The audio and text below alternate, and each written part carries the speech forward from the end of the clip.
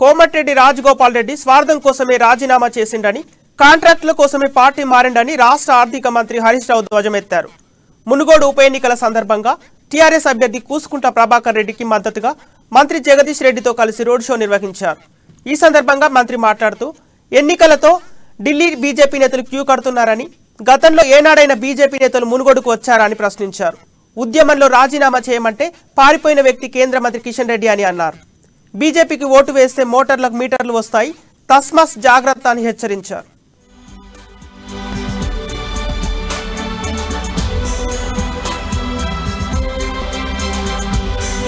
మరి ఆలోచించండి, మనం బ్రహ్మాండంగా ప్రభాకర్ రెడ్డిని గెలిపించుకొని ఈ ప్రాంతంలో పెండింగ్ ఉన్న పనులు పూర్తి చేద్దాం.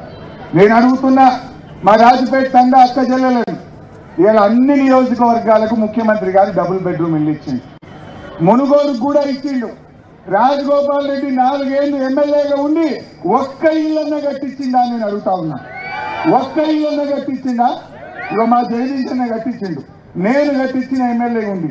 మరి మీ రాజగోపాల్ రెడ్డి ఎమ్మెల్యేగా ఉండి ముఖ్యమంత్రి గారు ఇచ్చిన ఇళ్లలో ఒక్క ఇల్లు ఎందుకు కట్టలేదో ఒక్కసారి ఆలోచించండి. అంటే మీరు ఆలోచన చేయండి, రేపు మళ్ళీ గెలిచిన ఆయనతో ఆయనకు పట్టింపు లేదు. ఆయన ధ్యాస, ఆయనకు ఎంతసేపు కాంట్రాక్ట్ కావాలి, ఆయన ఆస్తులు పెరగాలి, కానీ మునుగోడు ప్రజలు మాత్రం ఇబ్బంది పడాలి. ఇలా మునుగోడులో ఏం జరిగిందో మీకు తెలుసు. ఇలా ఎంత మంచి రోడ్లు వచ్చినాయి, టీఆర్ఎస్ గవర్నమెంట్ వచ్చినాక బ్రహ్మాండమైన రోడ్లు వేసినాం, కరెంట్ వచ్చింది, మిషన్ భగీరథ నీళ్లు వచ్చినాయి, కళ్యాణ లక్ష్మి చెక్కులు వస్తున్నాయి, బిడ్డ క్యాంపుకు పోతే కేసీఆర్ కిట్ వస్తుంది, రైతు బంద్ వచ్చింది, రైతు బీమా వచ్చింది, రెసిడెన్షియల్ స్కూళ్లలో మీ పిల్లల్ని చదివిస్తా ఉన్నాం. మేమేమో ఇవన్నీ చెప్పి మీ యొక్క ఓటు అడుగుతున్నాం. ఆసరా పెన్షన్ తెలంగాణ వస్తే ఏమొచ్చింది అంటుండు బండి సంజయ్.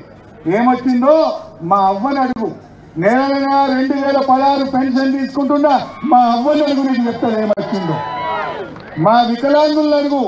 దేశంలోనే 3016 పెన్షన్ ఇచ్చే ఒకే ఒక్క రాష్ట్రం